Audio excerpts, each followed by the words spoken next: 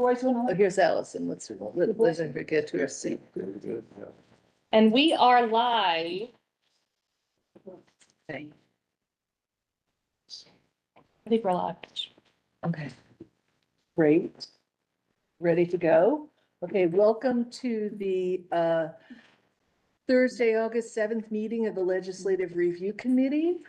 We are meeting today in City Hall and just get going. We have all commissioners present and we are ready to start the meeting for today with an approval of the Thursday, May 1st minutes. Driver. I'll make it, I'm making everything the, those minutes. Do we have a second? Second. Second. Okay. Was it? All in favor? Aye. Great, wonderful. Okay, thank you very much. And we're gonna go on. Do we have any public input? No, we don't have any public input. I was expecting Commissioner Davenport to be here. I didn't. Yeah. So he may show up later. 17 minutes, he'll be here. Yeah. And so we're gonna move on to our review of the existing noise ordinance and discuss prospective updates, particularly in the agricultural residential zone, related to non-agricultural sounds, as well as after that, we're gonna dip into the commercial downtown district issues with amplified noise as well. So let me turn it over to Sarah to continue from the staff.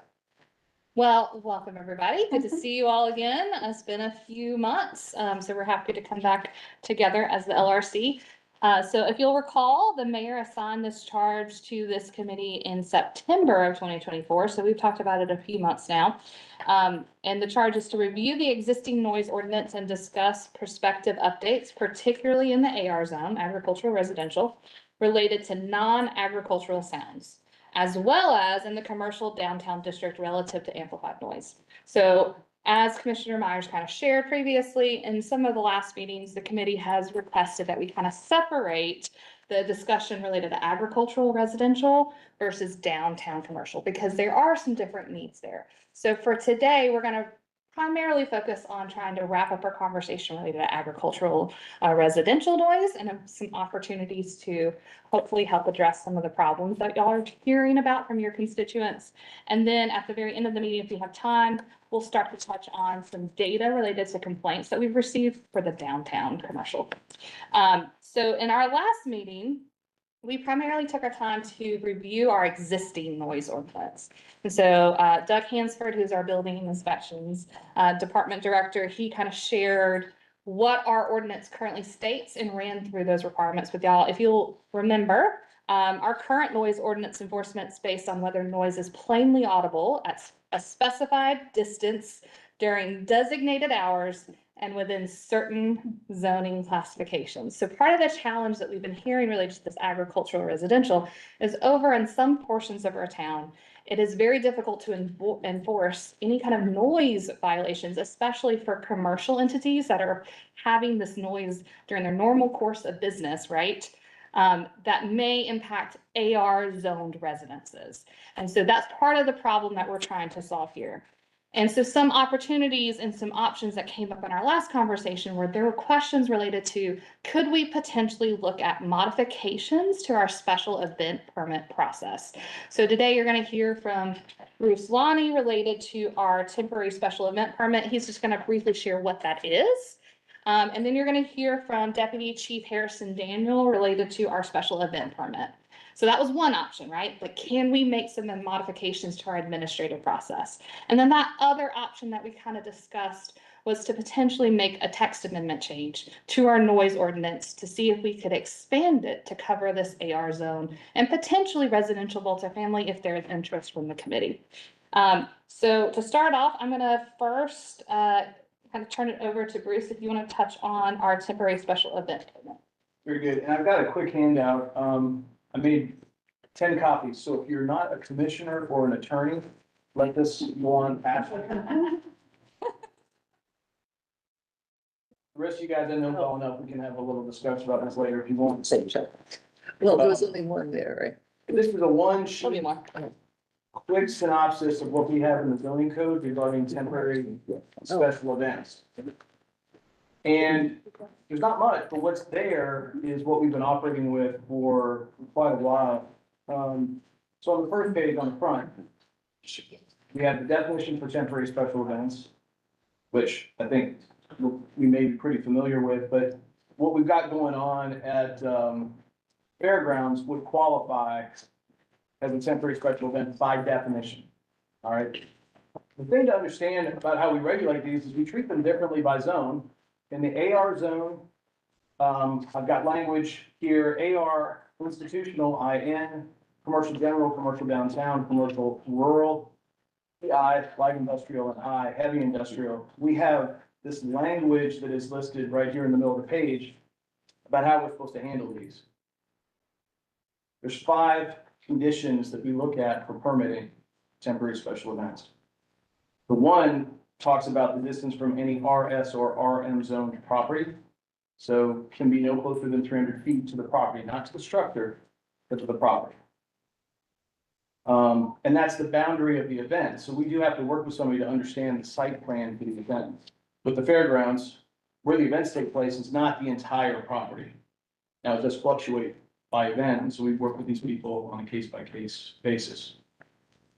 Second point, it's 3 days, 72 consecutive hours. That's inclusive of setup and takedown. So that's not just when the event's occurring. It's everything related to make the event happen has to occur within 3 days. You can't have more than 2 of those in a calendar year, and you can't have more than 1 of them in a 3-month period. Fourth condition is that the off-street parking has to be planned and coordinated with the planning department as well as transportation and public works. And then 5th is the link to chapter 6.5, which talks about special events permitting. So all temporary special events have to go through and meet the standards of chapter 6.5, which is outside of the zoning code, but it is what we refer to, and it's pretty lengthy. That's how we handle these on a regular basis. That's where we handle these. The AR zone is typically where we see these, to be perfectly honest. Do we see these in other areas? We do. I don't want to throw a curveball into this, but it's interesting to note that we can't even permit these in the RS or the RM zones. So Blueberry Festival, Porch Fest, they're just cool. There's no permitting I could do if I wanted to by code right now, so I'm just gonna lay that on the table.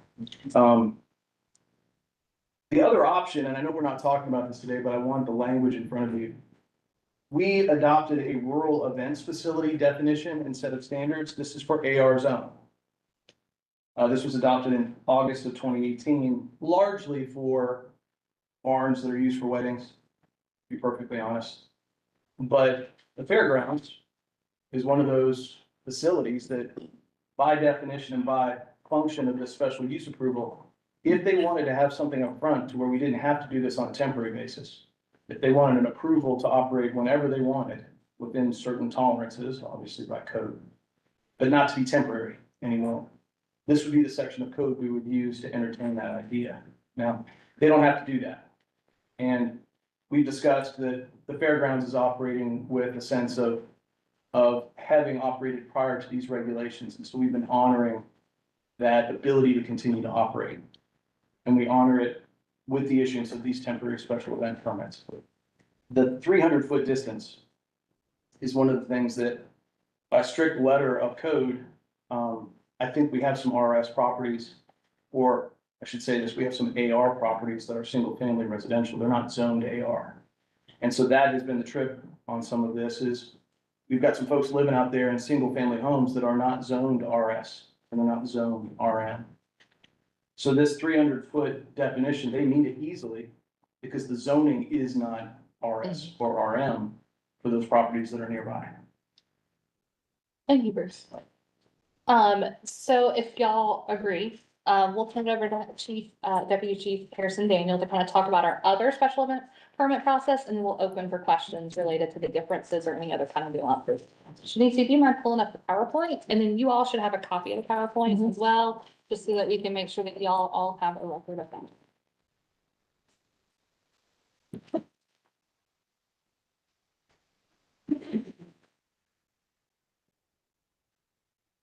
Ready? So Yeah. I'm actually gonna skip ahead just to the very last slide briefly, just to say that as it pertains to the bigger discussion with noise ordinance, special event permits do not exempt vendors from noise ordinance. So that's just a quick thing as it pertains to the noise ordinance discussion. But so as we define a special event, the first thing you're looking at is the purpose of the event as we define it in the code, the ordinances. So it's got to be for entertainment, recreation, or educational purposes. And then it has to have some kind of substantial community benefit.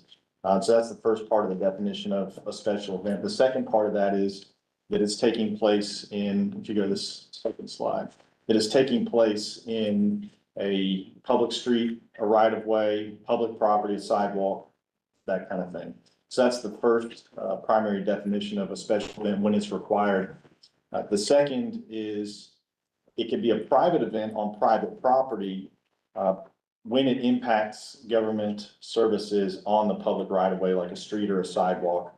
So an example of that might be, you have a private event, but it's of a scale that in order to facilitate that, we have to provide traffic direction on a county road. And we have to maybe reduce lanes or change traffic patterns or something like that. So either one of those two circumstances, a person who's holding an event is required to get a special event permit. So when somebody applies, there's a basic process, and the vendor typically is supposed to apply at least 60 days prior to their event. There is an emergency exception. I didn't detail that here, but there's a special process for that. Once they apply through the manager's office, then that's distributed out to applicable county departments. Typically, it's going to be central services, solid waste, might be transportation, public works, police, et cetera. And the designees from each department will review the plans of that event. And then they have the option then to provide written recommendations back to the manager's office for any special conditions they would need to be met or put in place for that special event in order to facilitate it. Once all that is said and done, the manager is going to conduct a final review, and then the event is either approved. They could do a tentative approval with certain conditions that need to be looked into further, for example, or they can deny the special event permit. I have a quick question. Yeah. So it starts in the manager's office. I always thought it started in, Well, general services. I think it's designated that way, but as the It is. county ordinance reads, Oh. that's where it ultimately starts. It's in practice been designated as central services. Okay. Yeah. Or it's acting, delegated, yeah. the acting location on behalf, under, essentially. under the manager. Under- They administer. That's correct. Okay, because when people have asked questions, I've always referred to central services, because they are the gatekeeper, right? And then it fans out based on what they describe Right. That's correct. to how many other departments are available. That's correct. And then when somebody doesn't think their event, go back, if you go back one slide. If they don't think it's gonna impact, but the day of, or maybe visually the neighbor, somebody sees the magnitude of their planning, do people call in that it is now impacting? When they think it's not gonna impact, but I don't know, it gets, their promotion or somebody's promotion of it gets ahead of the planner? Or how's that handled? I mean, is that more of a, Well, if the event's already ongoing, we'll have to we would typically just manage it as we can in the moment. But I'm not familiar with any calls like that last minute. Okay. Where somebody says, hey, my event's happening, and now all of a sudden I think I need a permit. I'm not aware of that happening. I can't speak for central services, but at least from the police department's perspective, I'm not aware that we've received calls like that. that's good, They're asking for forgiveness. Here's what we've done. yeah. Commissioner Johnson? I'm curious if our special events permit is clear, so if someone has an event or not clear, if they need a special permit. Because it doesn't say in the instructions online that the immediate or the first connection should be with the manager's office. So we don't have instructions that say that. Anything that could be clear would be helpful, like a step 1, step 2, step 3.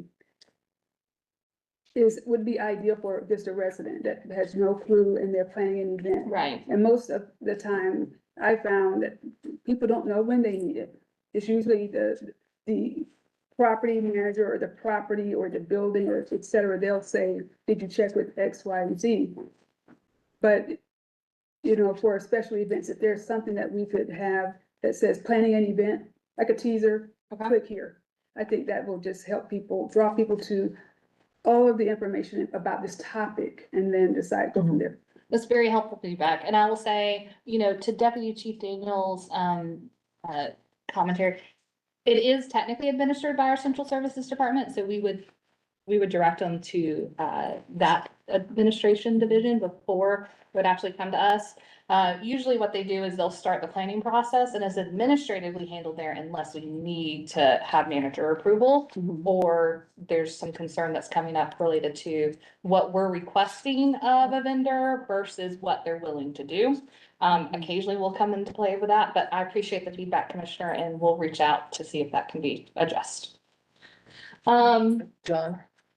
So, like, what if there's an event, like it's football stadium, which I guess that's the university, but like at the Classic Center, are they letting Central Service know ahead of time and having to get the a traffic plan and all that? I'm not familiar. Do you know, Deputy Chief Daniel? I believe that they do for traffic enforcement. Yes, we would do also, especially if it's a traffic issue, traffic engineering will likely get involved, the police will get involved as well, discussing those issues. I want to recognize Commissioner Davenport, who is here. Yeah, and, Kay, the Classic Center sends each commissioner an email when they're having a big event as well. They tell you what street is closed, how long the event's gonna be, Right. who's in town and stuff like that. But before we move on back to this, having just reviewed this, to summarize for myself, we hit the first document that Bruce was talking about. This is special events on private property, and it's called a special event, or Temporary special. little event. Yeah. Where this other special event is special events that impact public right of way Correct. or use public right of way. Yeah. Right, and one distinction too is that, what Bruce was talking about is where the zoning restrictions would prohibit certain activities in that particular, on that piece of private property based on the zoning restrictions. But and this is sort of off topic as well, I mean, in a sense, but the rural events. Is there a certain size that one has to, like, it says it shouldn't be more than 300 persons, but. I mean, sometimes there's something like one of my constituents was having a celebration and reached out. And it was really a memorial service. Is there something that makes it clear that smaller events don't apply to this? Wow, okay, so, if it's a private event versus something that is a commercial event, Okay, you're selling tickets for, that type of thing. I think that's where we've drawn a line functionally. Memorial services, birthday parties, that kind of stuff. We're not really reaching into those events. Now, if they start to occur with regularity and the house in question or the location in question is obviously becoming an event facility where a variety of birthday parties are taking place, well, then we'll deal with that from a code enforcement perspective. so these are commercial, Yeah. basically. Okay, thank you. So to bring this back around, so part of the reason we had this discussion on what are the differences here is because, and y'all correct me if I'm wrong, my expert in the room. But the activity that we've heard at the fairgrounds specifically would be directed towards that temporary special event permit process that Bruce has been speaking to. Because it is not in a public right of way. Is that correct? Correct. Yes.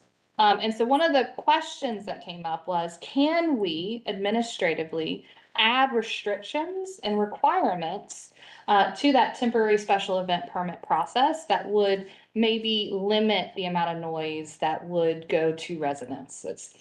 So I think one of the examples was, can we turn the stage to the landfill instead of being directed towards, where our residents live. So there were some concerns. We have talked, as staff since that last meeting. We do feel like there probably are some concerns with trying to make our administrative process more strict than our ordinance. But I would turn it over to the attorney's office. Is there anything you want to share? You do have some confidential memos from the attorney's office related to this in your inbox. But Austin, Courtney, is there anything you want to share here related to that? Sure, thank you, Sarah. As Sarah said, we did send out some confidential memos, but I'm happy to kind of speak to the concept of imposing noise restrictions through the special events permit process.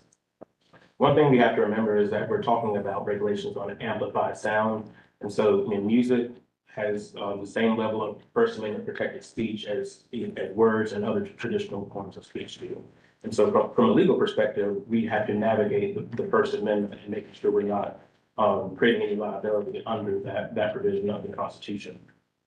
One of the memos that we sent out was a prior memo that former Deputy Chief Attorney Sherry Hines wrote for this group in 2023. And I was not personally involved with that. I typically staff the GOC with Commissioner Davenport. But in preparation for this meeting, we found that Sherry did a very in-depth analysis about some of the legal issues with potentially using special event permits to impose noise restrictions that are even more restrictive than what's already in the noise ordinance. Case law makes it clear, and I'm not going to cite the cases or anything. I would defer to that confidential memo, but three main points I would emphasize. Case law makes it clear that the staff that is issuing these permits for these events should not have much discretion when it comes to imposing conditions on the event itself. And also that it's very important that permittees for whatever type of event is being held, that they're treated equally, because failure to treat them equally would be could create liability not only under the First Amendment, but also under the Equal Protection Division of the United States Constitution. And so that while this body certainly could do that, the attorney's office would recommend against using the special events permit process to impose restrictions on noise. Particularly as Harrison mentioned, these special events are subject to the noise ordinance that's subject to impose. I'm happy to answer any specific questions that they have about that, and then I would defer to that confidential document for more in-depth analysis.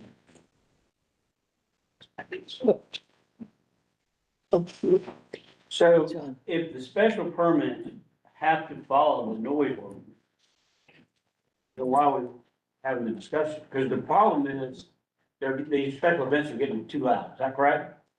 Yes, we've had some complaints related to residents that. So that means they're not following the noise ordinance. Correct. Or doesn't apply. But it doesn't apply. So that's the challenge that we've seen. And I'll defer to Deputy Chief to kind of explain more related to the enforcement nuance of that. But A lot of it is because it's in AR. Mhm. The noise ordinance is That's specifically, Yeah, and we have residents living in AR. and so Makes that's. So their that's the- property, Mhm. the music disturbs them in the residence, but it's AR versus the code specifically single family and R. So, Sorry, go ahead. No, I was just going to emphasize that exclusion you were just referencing, sounds made by commercial entities located near single-family residential zoning districts are, I think it's 300 feet required. Mhm. Those, like the ordinance specifically exempts those, whereas there currently isn't a similar exemption for AR zones. so I think we're going to be discussing whether or not we can change the Yes, we wording are. That's where there. we're gonna go next. Okay, Well, why don't we just go to that wording? Patrick, you go first. Question, but I'll wait till. Okay. Sorry, I saw him behind you. Okay, so moving on. So we kind of talked around that administrative process. Is there something we can administratively amend? Which there are some concerns with, as we just discussed. One other option that we talked about is, can we do a text amendment to modify our existing noise ordinance to kind of expand Mhm. where it would be eligible, right? And so, Austin, one of the questions was, what do other jurisdictions do? Austin, in one of his memos, shared the Atlanta ordinance. And so you will see, and if you don't have this, I'm happy to give it to you, Mhm. both the Atlanta ordinance, which should be labeled with the Atlanta ordinance, and it's Exhibit A, as well as this really long one is our noise ordinance, y'all. And so, one of the provisions that I want to point out to you is on page 3 at the very bottom, it's 8. And it says, commercial entities near single-family residential zones. So that's what we were talking about in that last meeting. So notwithstanding any provisions of the section concerning noises and or sounds caused to be made by commercial entities, which the fairgrounds would be that, right? In the normal course of their business, the provisions and prohibitions of this paragraph concerning specific restrictions related to that 300 feet for those specific times, I'm gonna skip that, shall apply to noises and or sounds generated by a commercial entity that are plainly audible within any single family residential zoning district. So that is that portion where it doesn't apply currently, because you're looking at single family residential zoning. So Austin, I know you did a little bit more research on this. You want to share some potential options to move forward? Because I think what we would recommend plainly, y'all, is if we were to address the AR zone challenge that we're seeing and the problem that we're trying to solve, we would recommend a staff to potentially do a text amendment to the noise ordinance to address and incorporate that to make AR zone eligible here related to commercial entities. Commissioner Johnson. Simply just, can you define text amendment? Is it like a variance? Is it an exception? What is a text amendment? And So it would change the Yeah. ordinance. It would change the ordinance. And Austin, you probably are more equipped. Commissioner Johnson, it would literally just be an ordinance amendment that changes the text of the ordinance, so. For AR zone only? For the AR zone? So I was about to, talk about a potential resolution of what that text amendment would look like. And so since we're talking about the AR zone, we could try and implement something similar to what Atlanta does, and I have exhibit A here. That is the list of exemptions for commercial entities in the ordinance. The full noise ordinance is much longer than one page, but I thought that just for. Yeah. That would be the most relevant. We certainly could create a similar exemption to what is currently in our ordinance for commercial entities that are located near AR zones. As you can see, I think it's the third item on the exhibit. Atlanta prohibits commercial entities from making noise that is plainly audible within any mixed use zone a certain distance away. And so, one of the memos that was sent out to you on yesterday contains, this exhibit A and a potential solution, if that is the will of this body. Create another exemption, maybe, I believe we said somewhere between 500 and 1,000 feet is a reasonable, justifiable distance. And I realize that's not going to capture all the AR zone residential properties, but it certainly would help alleviate some of the concerns that we've heard from constituents or citizens who are located miles away from the fairgrounds. And so I'm happy to answer any questions about that. Commissioner John. Would we have any public comments about, the change for a proposed change text amendment? Absolutely. The text amendment would come to the full mayor and commission, and it would require a vote by the commission. And of course, just like any other item on the agenda, it is, They could come out a with it. public comment. Yeah. Thank you. Commissioner Wright. Yeah, and so you're saying, and it's not just a resident, it's not just a single family resident. We have to be using the zoning terminology. You see what? Yeah, so the current exemption that is in our noise ordinance exempts sounds within any single family residential zoning district. Right, but we can't say just a single family resident, or we can't say resident, it has to be a district zone. Right. I think that's what we would recommend for consistency and also just for enforcement as well. But we can certainly like discuss, Because, opening it up to the single family residences. yeah, and I think too, as far as our splitting the topic for the two, that our recommendation out of the committee would be after we've studied both of them. Correct, yes. Because as an example, I've got people that have noise coming from downtown. And if you looked at their house, you would think that would apply, but it doesn't because their house is multifamily. You know, so as we learn what ours is and what other ones are, and also just keep reminding us of the terminology we have to stay in. And you're saying it's the zoning districts That's what the designations. attorney's office is recommending, but that's not to say we couldn't, modify that concept to apply to single-family residential properties in the AR zone that are located a certain distance away. Well, and that's why I'm asking, because, if it was just residential, then we wouldn't have to list each one of our types of residential, especially if we're gonna have new categories maybe, or if we, there's somebody trying to sleep. I mean, you can't go that Yeah. simple, but if Yeah. it's somebody trying to sleep, we would be capturing all those. Commissioner Thornton? Thank you, Constance. My question is, if we did a text amendment, did you just give an example? Did you give the example like from 300 feet to? In my memo, I think we were just, and this is obviously subject to change in up to this body, but we recommended a distance between 500 and 1,000 feet, something like that, because we do realize that there are a lot of single-family zone AR properties near the fairgrounds, and I don't know that there's, I will say that the fairgrounds was there for the most part before a lot of those residences came. So I don't know that we're going to be able to carve out an exemption that captures every single residence. But we certainly could look into that if that is something that this body wants us to evaluate.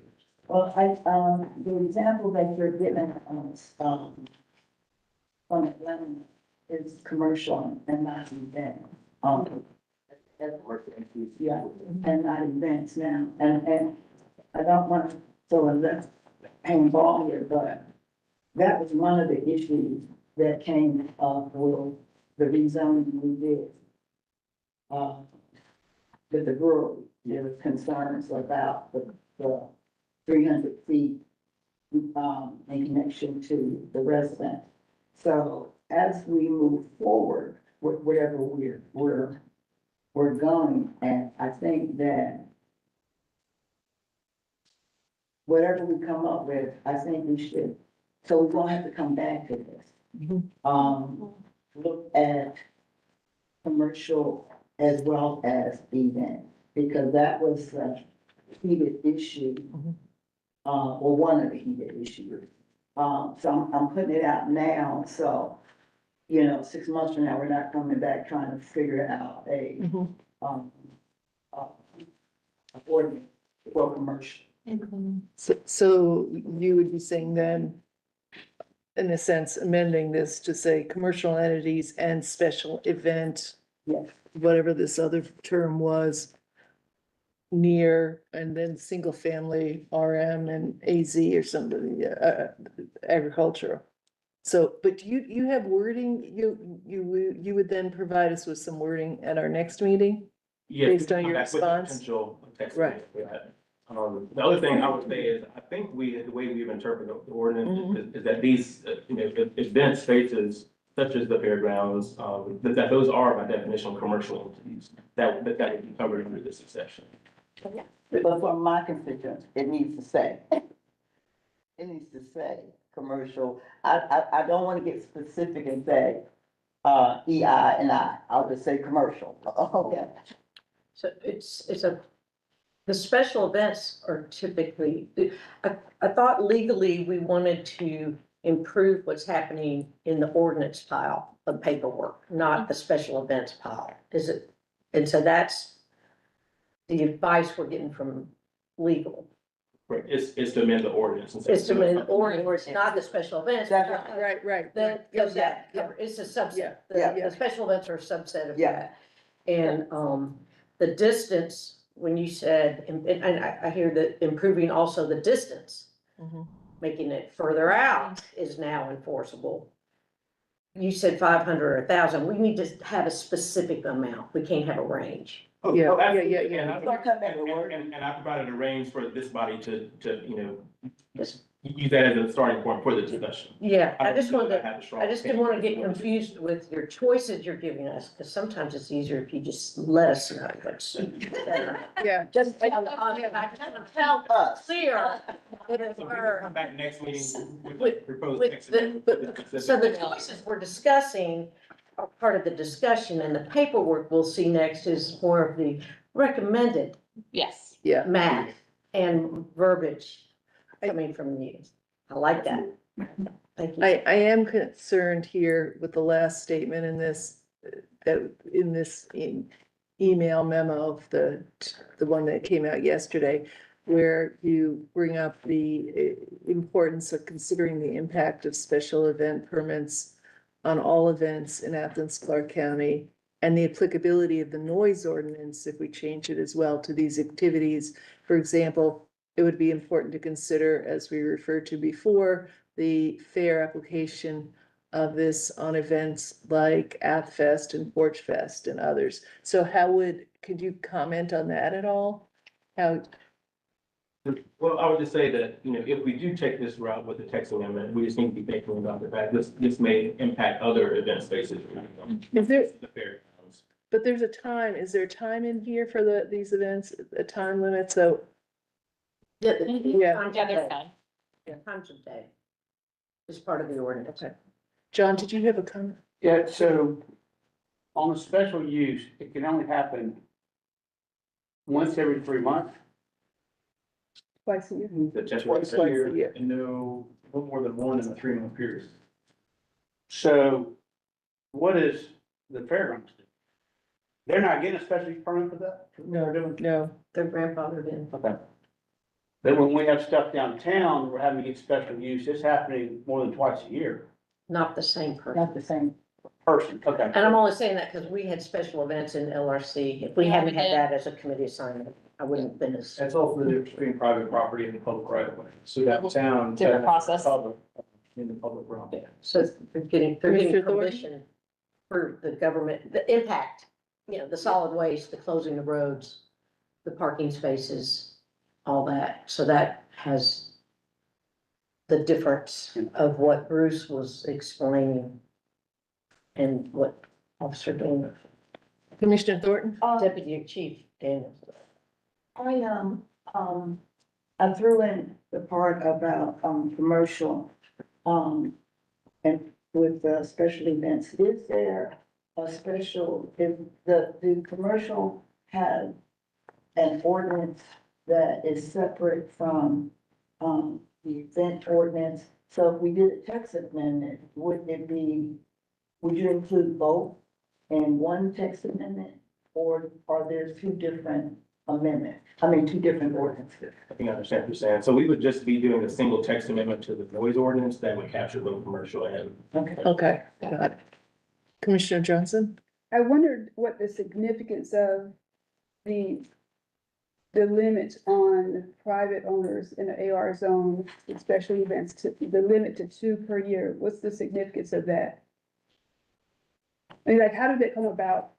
And I understand like noise, but if it's 2 times a year, we're spending so much time on this topic for 2 times a year. Am I thinking about it wrong? So the fairgrounds is kind of separate because as they said, they're So it's not grandfathered, so they included, yeah. don't. Yeah, If it was just 2 times a year, it may have been a smaller problem. And again, I don't want to just make it about the fairgrounds because I'm sure this probably applies to other noise too in other ARs. That's what I didn't Yeah. understand that part. Thank you. and the special event ones are on public property, it would be like having something in the streets of, In the AR zone. no, I mean, the special event one is mostly for things that are on public property. So if you couldn't close down the streets in the neighborhood and have a fair every month. You can only do that twice a year. But I was talking about, I think it's, if it's, tell me if I'm wrong, for AR zone, special events, there's a limit for 2 per year. And so that's what I was like, how did that come about? Is that wrong? Yeah, that's what they are. Correct. So In AR that's odd zones? to me, like, why just Oh. 2? Oh. Like it was a major problem. Yeah, so aside from the fairgrounds, Yes, I can. Yeah. Okay, so the 2 per year came after a good bit of discussion about the intensity of use, how much was reasonable, how much was acceptable. I remember the discussion being kind of focused on the fact that there were fall events in these rural areas, and there tended to be sort of spring events in these rural areas, not winter, not summer. And so this was there was a good bit of public discussion about that in the commission at the time, later on, two being accepted. Okay, these are, So if someone had a barn, like you said, AR zone, and they decided to make a business, and they had weddings every weekend, and they were wild, Sure. they would be in trouble, because it would be over two. Unless they were approved as a rural events facility, Mhm. which is that second page that I handed out. So- Not, okay, Yeah, so they would have to get special use approval to function the way that you just described. And then. even though they're in the AR. The sound and the parking and all that kind of stuff. It's- Okay, Even if they're in the AR. thanks. no. Who would have thought, so many details? Commissioner So Culpepper. if we're talking about looking at changing the noise ordinance, Right. and it's unique for each zone area, is that correct? There are differences, yes. So what happens if we change this and then the future land use plan changes where areas are zoned? So if the text amendment is only related to the noise ordinance, then the zoning of the land doesn't really matter. Because we're referring back to the same section of code about noise. So the use of the land isn't a question, it's the amount of noise that we're talking. And what's the decibel level, how is it decibel measured? The way our ordinance is currently written, it is measured by the sound being plainly audible. We do not use decibel. Oh, okay. There are some legal reasons why we would advise not against complicating the process to just outline in that memo, and Deputy Chief Harrison may want to speak to this as well, but the way a case can currently be brought, you just require the testimony of an officer Mhm. testified that they went out there and they heard the sound for a distance. Mhm. Where introducing decibels would require specialized equipment, possibly specialized training, having experts on testify to it. It would make it a little bit more difficult to effectively prosecute in court. Well, I mean, the first one makes a lot of sense too. I've seen that in residential areas. The officers will come in and if there was a noise complaint, they would stop so many, feet or so many houses from where it was reported and turn the car off and just listen. I've seen that. And so it makes a lot of sense. Commissioner Thornton? I know, Austin, you said you're gonna work with the wording, and I think, Commissioner Wright may have alluded to this. I would like to suggest that it's about this, whatever you want to write, it's 1,000. I mean, you said 2,000, I'll do 2,000. But, so you don't have to just go back and figure, something. I would like to see that. How would that affect future growth? So AR zone, and then you have like out in Smoky Road area, there's some AR zoning and there's a new subdivision.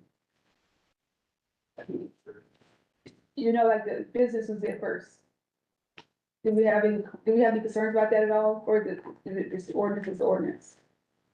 I mean, I think, the ordinance would be the ordinance, and so it's kind of like the fairgrounds. We have residences and neighborhoods that came after the fairgrounds. Now that the fairgrounds is a little different, it's legal non-conforming, but, that may be something that probably wants to consider. Well, even when I'm going back to, it was so fresh in my mind about the, concrete rezoning, and we heard time and time again, there's never been any complaints, they're quite, blah, blah, blah. Well, the concrete company was there first, so when people moved there, they knew they, was a concrete company. But I can't see them going, like, shut the noise down because they were there first. So, that was a dilemma that I wrestled with that vote too. So most of the time, you kind of know where you're moving to.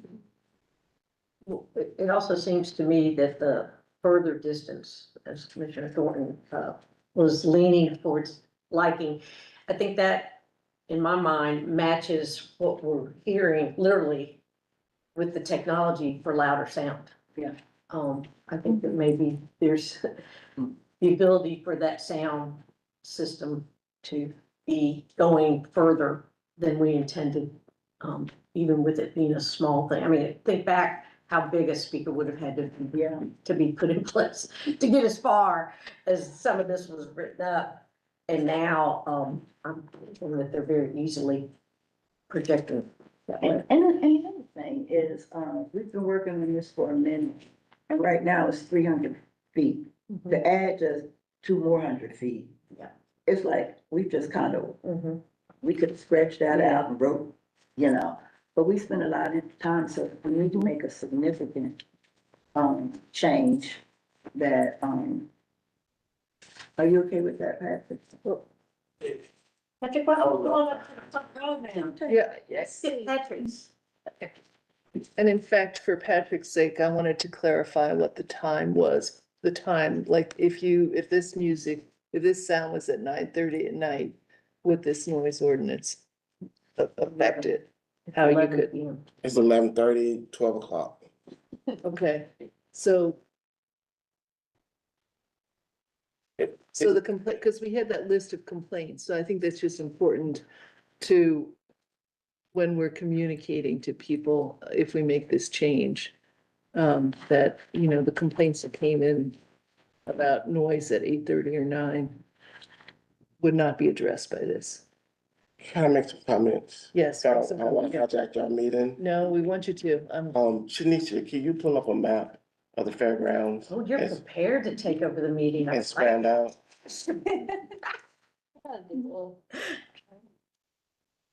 Do we have a zone map, Bruce? Like that shows the AR, do we have a zone map? I've been trying to find it, like that shows like the different areas. Where do I find it? Yeah, I can send you a link. It's online.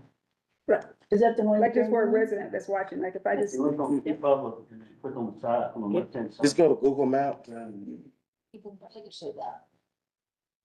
I was just thinking as a organization. And span out. Q Public will show the zone too. Span out one more, right there. Okay, so do y'all mind? No, we Okay, go, we're okay. giving you, Sorry. Oh, I'm Do sorry. you have a pointer and everything? Patrick. Pointer. Look at you. The fairground, so actually there were residents here before the fairground, it was my family. Down that road has been there for a minute. I made some notes, cause the legally, but there's a difference from the permit, cause they're not permanent. They don't, Right, permit right. out of them. So the issue that the residents have is not with permit, it's noise. So here's the fairground, Morton Road, right at Old Lexus, I'm right here. And there's a Georgia Power easement that goes like that. So, my house shakes from the base, and I'm here. I have a resident all the way up here at Timber Ridge and Carrington Plantation, Booker Plain. If you go on Lexington Road, there's a dip where the river is, and goes back uphill. This is on Lexington Trace. People complain about the noise, like audible. From this, it is about a 10-minute drive, about a mile. If you span out a little bit more, the neighborhood I was, it's about a bar H right down here. They can hear the noise. So it's not about the permitting, it's about amplifying noise, and I challenge our attorney to not look at it as a First Amendment right, but look at it as a nuisance, because you have a First Amendment right to, use, to, have your free speech. But, I mean, at this point, it's sort of harassment. It's really bad, but let me go through my notes. Chief Harrison Daniels, I'd like to see, your list of complaints, or how many people complain. I do have a question, like, when someone does complain, so this area here, Robert Harden Road, all the way to the river, that's AR zone. West, west is RS zone, so you got your neighborhoods, you got the densely packed neighborhood, Cedar Creek, blah, blah, blah, and all that stuff. Timber Ridge is technically the closest. Even people in Old County complain, but Over the- Yeah, no problem. But, so in the AR, I mean, RS zone, people can complain and issue a citation. I'm just wondering, how many people have complained in the RS zone? Like, it's literally drive down here, that's ridiculous that people this far are complaining about an event. And it's just one particular group that's causing the problem, but, so I do wanna know how many people in the RS zones are actually filing a complaint, and does anyone from the police department, law enforcement go out there and tell them, turn it down? And y'all alluded to the speaker, in conversation of turning the speakers around or whatnot, but the speakers are, like, Commissioner Wright was saying, the speakers have grown over the years. It was like this 3 on each podium, now it's like 16. So that is loud.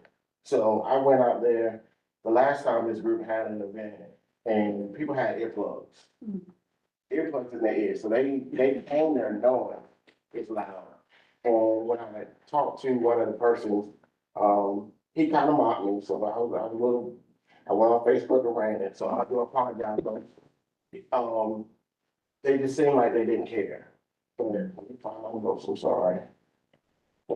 Okay, so my thing is, if the people in the in the RS zones are complaining, why can't we enforce that, and why can't we shut them down?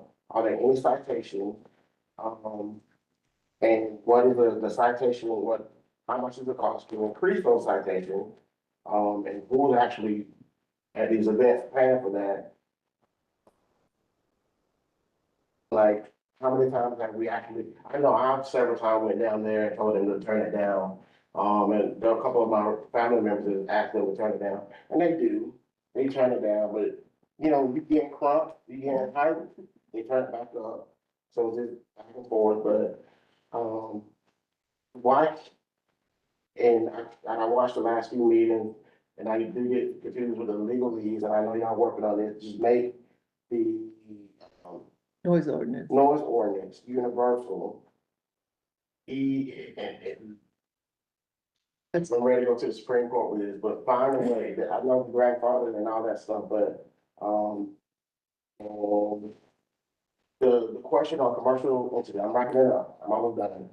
So when I think of a commercial entity, I think Kroger, I think gas station. This is just a property that they have special events at. So why is this classified as a commercial entity and not an event space?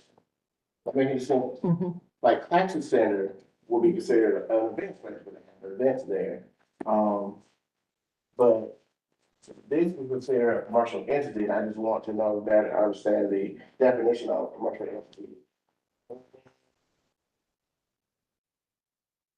Why can't staff impose restrictions when they're clearly violating zone complaints? Why not cite and shut them down?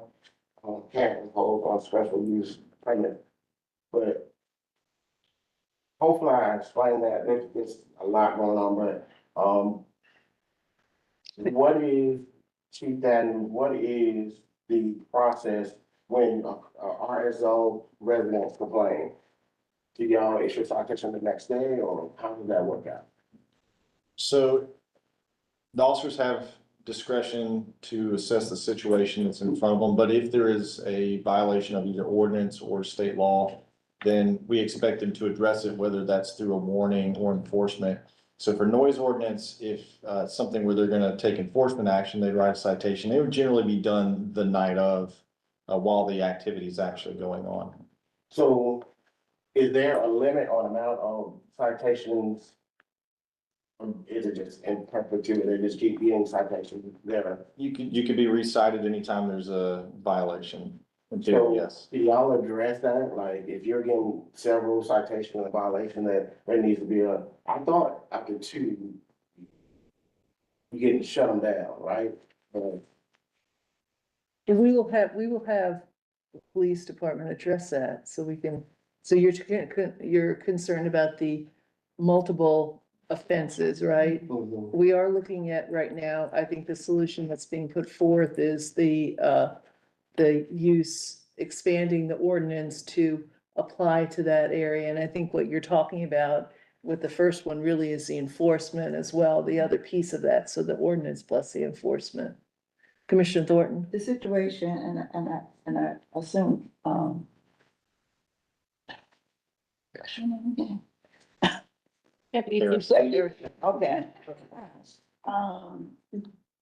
And you may not remember this, cause you do a lot, but I remember the problem that I had on Commerce Road with the rodeo, and they changed their name. 1 minute they're the rodeo, and some other, there's something else.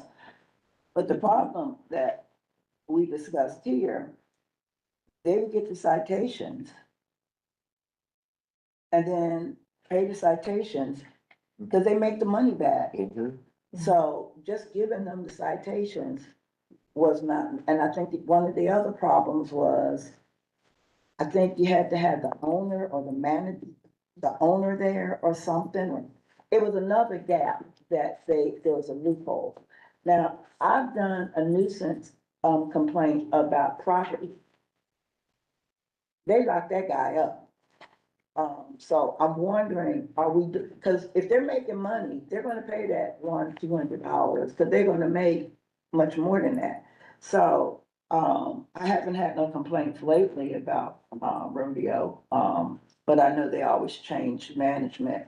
But do you remember that I do. Okay. I do. And when we studied this before, it also came up that, and this was more in town, you give the citation to the person, and the Right. next time you go, it's the other person. So, if when we're gonna continue to learn on this, let's learn what we can do to increasing the rate, the fine amount. You know, first one's X dollars. We've talked about this for, some of the short-term rentals when we were Right, trying to right. think about, the repeating there. So maybe what we need to be looking at is learning what's currently there. Okay. And then how other jurisdictions, or what is those fair incremental increases. And as far as when we studied it before, I think we had 2 areas on the chart, which was actually the same resident. I mean, it was the same housing area, but they had 2 parts on our bar chart, because that one person put the address one way and one put it another way. So it was, making sure how it's logged in is consistent to show the repetition at the same location. I think that, the discretions, again, that we're trying to avoid and make sure it's consistent is a warning that really does resolve it versus a warning that means you're coming back in an hour with it unresolved and citation stuff. So if we can be learning about those to make those, I think that'll be also relevant when we talk about in-town examples that we have, because it does, there are people who they know the game, and they know to send a different person to meet the gentleman, the officer, who's fielding the complaint and trying to fix it. Thank you. Commissioner Steve, Culpepper? what Commissioner Wright was saying, so does the citation go to the property owner, or does it go to the person in charge of the special event? Or the one that actually rents the space for the event. Good question. It's, Because if you tied it to the property owner ain't gonna put up with that. Mhm. Because if it's somebody renting the space, it's a different person every single time. Yeah. You'll speak to that. I mean, and practically speaking, so if it's a property owner's not likely to be there, we're citing the person who's actually running and managing the event itself. It's easier when it's a commercial issue and, Right. or we have a event registration and we know who's in charge because they've told us ahead of time, that's who we look for. I think what you're referring to is when we show up to some of these parties and it's not clear who even lives at the location, that gets difficult to consistently enforce. and just, when we studied this last time, Taylor Grady was on the top 10 list, and we're the property owner. So, Yeah, so it's, so if we have to be aware, and when we see how the different examples, if we see a current version of that chart, what was that, 2 years ago or 3 that we studied it, it lets you see how it varies, and There had been some stereotyping done, and there was not a Greek house on that top 10 list. So that was also, where some of these stereotyping had come in, with that, and, Can we get So we- the chart again? get an updated chart. But in terms of this that we're working on right now, we can change the ordinance, the enforcement continues to be a challenge, not only for this, would be a challenge for this event, but in other places as well. And on the enforcement, just, is the fine amount, is that limited by state law to $1,000? That's what Google is telling me, or can we put it over? It's 1,000. our ordinance. But is there a restriction from the state as well about how, I mean, I'm just thinking how long that's been in place. You know, $1,000 now is different than it was Sure. 30 years ago. That's something we can look at. I'm not sure if there's anything, in state law that would speak to that, but. I would say that Yeah, if general you could, ordinance penalty for- if you could look into that so we could find out who's, who has the information, that would be great. Right. So Commissioner I Johnson? have AR zones in District 6, and I know one in particular is looking to develop, they have one property owner has 300 acres, another property owner has 30 acres, and I know that they're looking to do something, Mhm. related to, I'm not gonna say parties, let's just say events. Okay. And so I think this is, Don't do it. I understand what you're going through. I just want to know how to navigate a conversation Mhm. about, what they're proposing and their ideas. I can't change their ideas, but I definitely want to understand clearly because they're working on their business plan without knowing that we're doing this. And so that's a Yeah. problem. Well, just one other point, at the end of our ordinance, it does say that it was updated in 2019, so that could have been, when I said a couple of years ago, that could have been it. So there would definitely be some new trends or changes in the trends. And let's also be clear, the cross-reference for this topic is called disorderly conduct. So there's, this is a start to what we hear in the community is, what did you call it? Harassment and Yeah. nuisance, yeah. But, it is disturbing for those that it disturbs, and, I look forward to us looking at all those parts of it so that we can be bringing forward at a committee when it's time, all that being touched on. Commissioner Davenport? For now, I just wanna know what can be done. Cause if y'all are bored, Sunday night, 10 o'clock, 11 o'clock, yeah, come around 11 or 10:30, they're having an event this Sunday. So. At those the people at the fairground, this Sunday, and they generally go from 12 to 12. And it's nonstop. So people gotta go to school in the morning, but I want y'all to come to my house, experience Right. it, sit on Morton Road, go to any of those neighborhoods that I mentioned, just sit in your car and listen. Well, it sounds, just trying to reassure you a bit that we're trying to address this with the ordinance language so that it would apply to the fairgrounds, and they could be, if this is the case, and then they would have an ordinance, the police department would have an ordinance at that point, once we get this through. But I'm concerned about enforcement, shutting it down, and citation. Well, yeah, I mean, you gotta have you have to have an ordinance before you can enforce it. So the first step is to get that there. And then the enforcement, as we've seen in multiple discussions, continues to be a problem and a But- challenge, but that's what we will continue to work on. But currently, there's, on the books now, an RS zone, and people are complaining, and they've been complaining for years. I'm not sure, though, if there are from the RS zone, from the complaints that have come from the RS zone. I would have to check Yeah. that to see if we have any data, On on that because you specifically. did give us some data. That's a difficult analysis for us to do, because we don't track the data based on zoning. And, so But you we have addresses that would we give have us, addresses. we so could do would be that. A little bit time consuming, but we could certainly do it if that's what y'all would like. you could just give us by the addresses. It'd be easy enough for Commissioner Davenport and myself to figure that out. We're gonna pick up Commerce Road too. Yeah, sorry, may I Mr. Jones. clarify that, were you asking for a top 10 list again to be updated? Is What that? you did the last time, from where we were, the last one to compare where we are now, So yes. top 10 across the county of individual Is properties. that how you did it before? I think so. I Okay. think that's the one that we have, because it was the top citation. But, you know, but we're also, I don't think we can track how many got warnings Right. versus how many got citations, right? The citation is gonna be our most reliable check.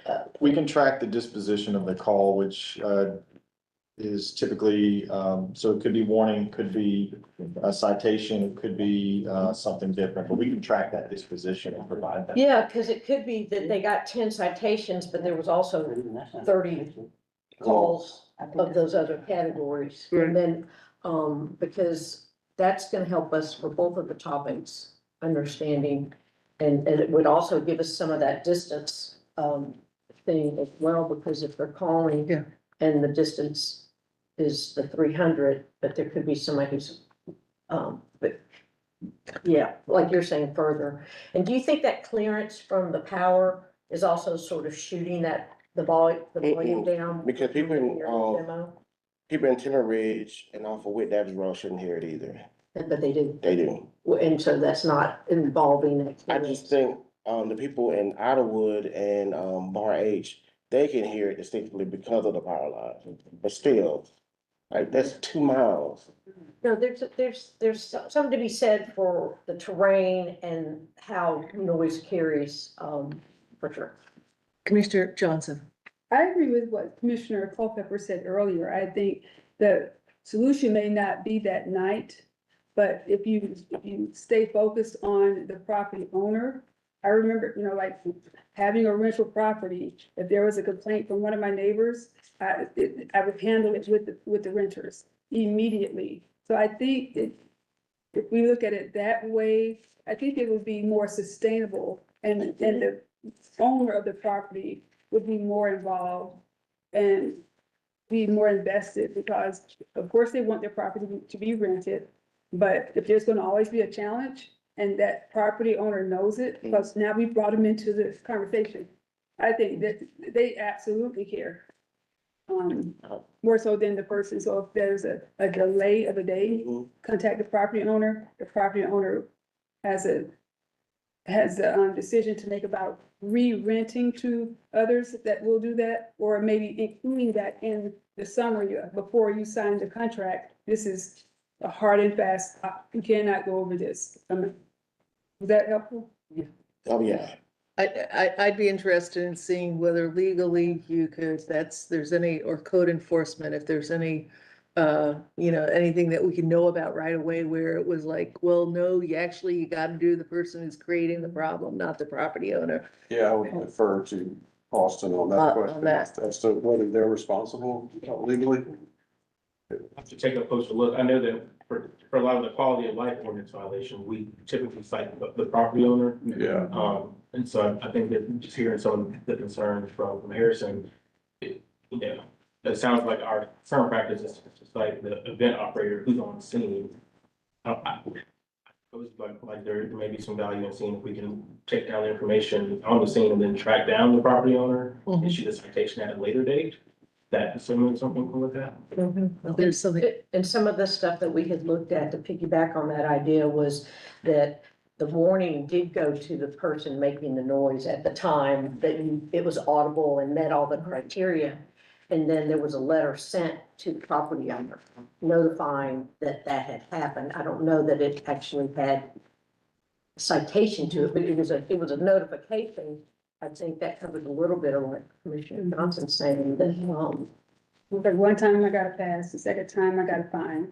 So I called my renters. And we took care of that problem. Yeah. So. Commissioner Davenport, did you have something else to add? Yeah, I was, you alluded to it, about, what's the difference between citing the event promoter and the property owner. But just this summer, the people in question, who's gonna be performing this Sunday, just signed a 10-year lease for that property. 10 years. I mean, the event An event, yeah, the organizer. event organizers signed a 10-year agreement to host these events for the next 10 years. Is it annual? Yeah. Is it an annual event? Oh, it's every other, it's like once a month. And Sunday should stop at. It's on Saturdays and Sundays only. Commissioner- My church, you know how black folks are, we loud. They're louder when we have service. You Sorry. gave the warning on site to the person, and then sent the citation to the property owner. If the property owner, if it's a 10-year lease, there's gotta be a way to hold that person accountable. So the person that owns the property, Mhm. they want it leased out.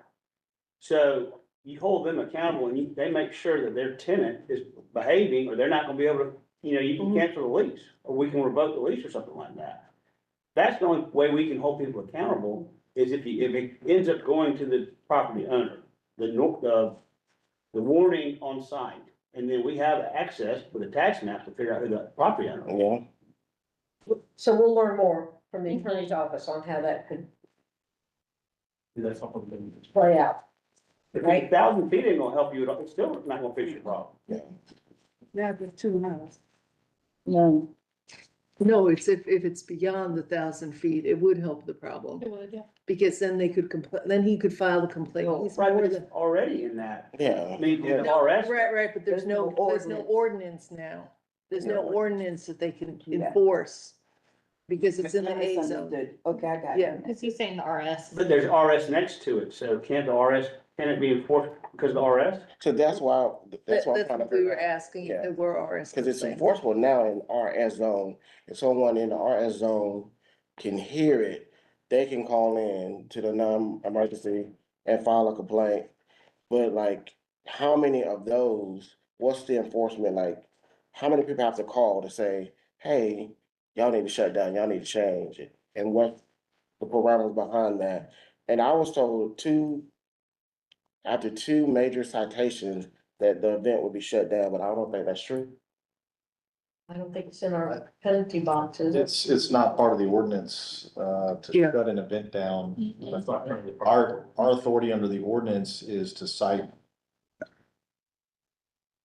So when we look at this, at the ordinance and the penalty box of, and how that goes, that's where, so you'll be back next time, Patrick. to I gotta hear work. more.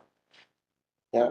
Because we're gonna be looking at those details, right? Mm-hmm. Isn't that right, Yeah. Carol? Yes, we're going to look at that. So we're getting some current intel, and then we're learning where, I mean, because I can see where an officer can be called about a noise ordinance and then trying to go to it, or not even have to track it down. We know where it is. There could be a call of higher magnitude in the 911 calls Yeah, that could interfere with that. I mean, just understanding what gets in the way of that. And I can imagine it would very easily be another 911 call that's of higher urgency to track at that point in the evening. But I'm not saying it's not as important, but I know that when I did my ride along, there were a lot of 911 calls that were very, because my district had a lot of elderly people and they like to Tell sleep. us what it's about. So, Would that give better clarity for y'all? And then also. What's A warning and then a citation to the property owner, would that help y'all or make it more confusing? So if it's directing, if an ordinance change is directing who the citation is issued to, is that what you're asking? Well, you've got to go on site, so you give the warning Right. there. I mean, we can think about it, we're not in y'all's shoes, is it gonna make it easier for y'all to enforce or harder? So my main concern would be, if you start specifying too narrowly who to issue the citation to in an ordinance, we may not be able to predict everything that we're looking at a future set of circumstances. And, in theory, so what the ordinance says is it is unlawful for any person to play, use, operate, or permit to be played, used, or operated any radio or, the amplified sound beyond certain distances. The permission could potentially apply to the property owner, but we would be under a burden to prove that that property owner permitted that to occur. And that would be our difficulty there if we were limited to just the property owner. So it could, to me, thinking about it in practice, it could delay enforcement efforts. So for example, if it's a leased apartment complex or apartment, like they're a piece of property, and we're no longer citing the tenant, we're citing the landlord, they have to know that it's going on. And so we may have to start with the process of issuing a letter before we can take any enforcement action, as opposed to immediately citing the tenant that night. So that would be one concern. It could delay our process of enforcement, or it could complicate it if we narrow down that enforcement action as opposed to leaving it more broad, and then the author can look at the set of facts and circumstances they're confronted with in the moment and make a decision on how they want to enforce it. Commissioner Thornton? And I think that's what's not working. I would rather, the owner get a warning or that citation, even if it slows down the process, even if you have to mail it and have the person send it back that they know. I'd rather I would think that might seem like it may take a little longer, but the other way is not working. You have a nice handout. Yeah. On this topic. Yes. Yeah. John? But Okay. So are we okay with pivoting just slightly to downtown to just wrap us up real quick? And then I'll summarize our takeaways for the next meeting. Does that sound okay? Yeah. Great. So I'm gonna turn it over to Deputy Chief Daniel and Jack Reddick with our code enforcement. Just to briefly describe this, you don't have to go into a lot of detail because commissioners have it. But I know we're looking at downtown noise complaint data. Is there any nuance here that we need to know about as we study this for next meeting? So what you're looking at least at the top, kind of gives you the radius we were working within to establish the data that you see. As you move down, you're just seeing a trend line, essentially. It's just 5 years, so it's a short trend line. So while that green line indicates, a reduction over the last 5 years, we don't know. If you take a more longitudinal perspectives, we don't know what the trend is. That gives you an idea of the annual complaints. If you move further down on the page, you're seeing the heat map by days, and you can see generally that Saturdays generate most of our complaints, Fridays as well, and then Sundays are also right behind that. Moving to the bottom of the page, the one nuance here is that SAE and Sigma Alpha Epsilon fraternity, I believe, are the same thing. They were counted separately just because of the way the titling was done. So that gives you an indication in the downtown area that is a very high incidence of complaints. So you got 34 from that one location. Couple of the others in that list are apartment complexes. And so, it could be apartment A today and apartment B tomorrow. So it's a little bit harder to figure that one out. If you turn the page over, the last thing you'll see is a breakdown by the 24-hour cycle of the day as to when most of our noise complaints occur. And if that changes by day of the week, pretty clearly, most of the noise complaints are occurring somewhere between about 10 o'clock at night and 1 to 2 in the morning, primarily on your Friday and Saturday and Sunday nights. So red is obviously the higher level of complaints, green is less complaints. So that's a great back, but it's. Can I make one comment? The SAEs, they're building a new building behind the fraternity house to have the parties in there. The problem is they've been having them on the front yard, and that's why there's so many. But that's what's under construction right now, is a place to have the bands inside. And that's an example of what I said from that previous charting, is how it's charted. It is the same entity, but it's just how it was written into the data. And I think too, that's also an example of, I would bet that the complaints are coming from the residential area, deeper behind it, because of that proximity. Do you find that so residents and business owners too, this radius? Or? So it's all complaints, all noise Okay. complaints were tabulated in this. And did you want to review what our next? Yeah, I can review next steps. So this is what I have so far, that we're gonna kind of regroup as staff, and we'll continue to review and provide some more information for y'all for the next meeting.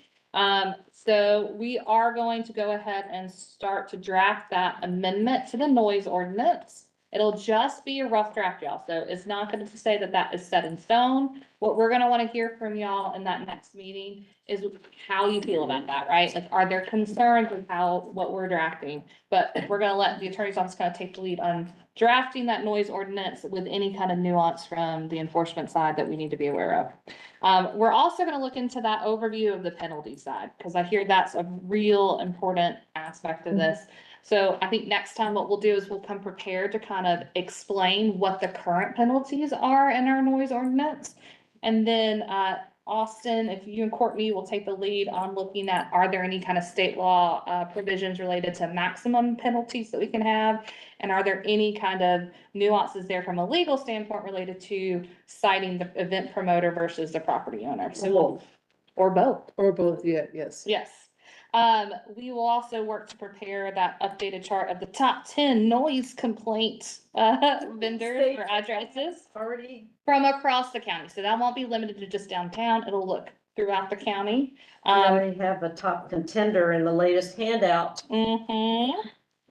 And then we'll also, to answer Commissioner Davenport's question, we'll look at what complaints we've received in the RS zone related to the fairgrounds and the dispositions for those calls.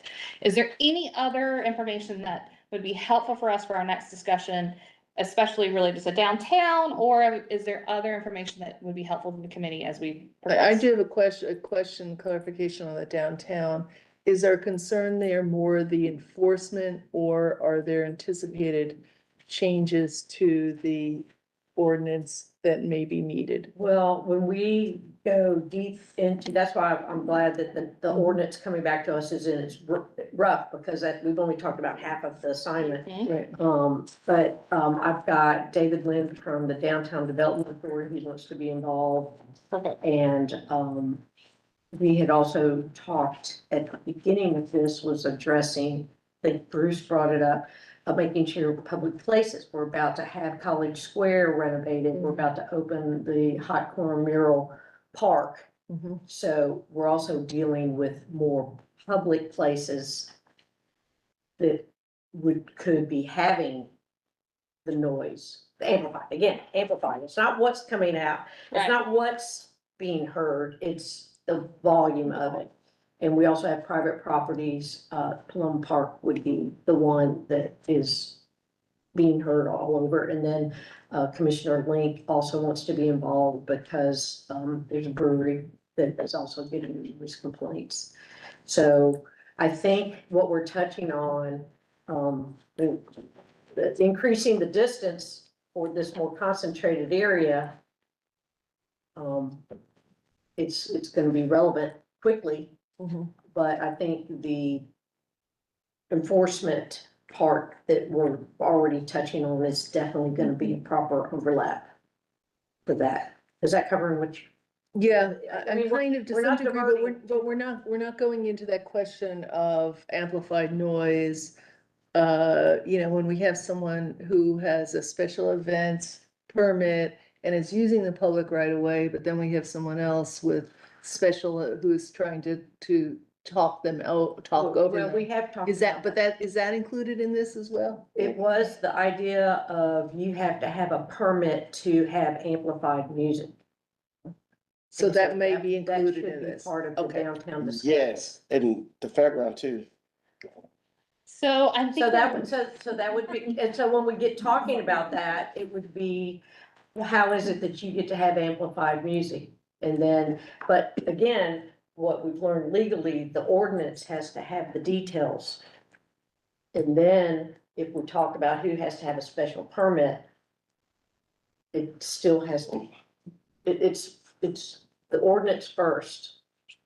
And then the special permit is gonna be relevant, Patrick. Can y'all agree on that, LRC? We're not like We're not- GLC. yeah. Not Gina. We're not GLC. Yeah, yeah, Something yeah, out yeah. forever and a day. Just had a question. It was you, Commissioner Johnson. Jamal, okay, Commissioner Johnson. Yeah, oh gosh. I think it would help a ton if there was some clear idea. If you need to, contact the manager's office or central services about a permit too. I think in that contact, knowing whether you should or should not, if you should, having something that's a A, B, C, D, E, step 1, step 2, step 3, that indicates like clear guidelines. I think most people truly don't want to break the rules, but if the Right. party's fun, and no one said anything, they don't really know the rules, there's no limitations that specify anywhere. They will. It's easy to, I think we should have something in writing that says, like, if you get the first, maybe if you get the first complaint, then that's an indicator that, especially for a new person who's doing something, like they want to start something in a neighborhood, they want to have a neighborhood cul-de-sac type of event and have fireworks, something. Yeah. I think we don't have just specifying clear language about what's allowable. Process. Would reduce a lot of the future issues and probably some current ones too. Okay, I'll have that. Did you mention property owner versus event? I Yeah. did. Yeah. I got it. We're gonna try to get some clear understanding related to that. Can y'all have an emergency meeting in 2 weeks so we can get this resolved and send it to the mayor commission? We ain't doing all of that. That would be up to the chair. We ain't doing all of that. I'm sorry. So I'm gonna call you on Sunday and come sit in your driveway Come on, in my car. Gotta have some refreshment. I don't put now. So, I go This to week, Publix. we don't need to be there at 11, we could be hearing the music at 9 and then. Yeah, they get parked around 10 or Y'all 11. serving food too? I go to Publix. see Sunday. The 12. That is a nuisance. Yeah, How far are you from the property? a mile and about a mile, yeah. Let's, shall we have a motion to, right, I don't know. Next meeting? the next meeting will be, September 4th, if we're on our regular schedule. yes. At 1:00. Is that Labor Day? No, it's not Labor Day, it's Labor Day week. It's Labor Day week. This is a Before Labor Day or Thursday. After Labor Day. It's after Labor Day. Okay, That week of though. all right, thanks. Yeah, So 1:00 on the 4th, if that works for everybody. yeah.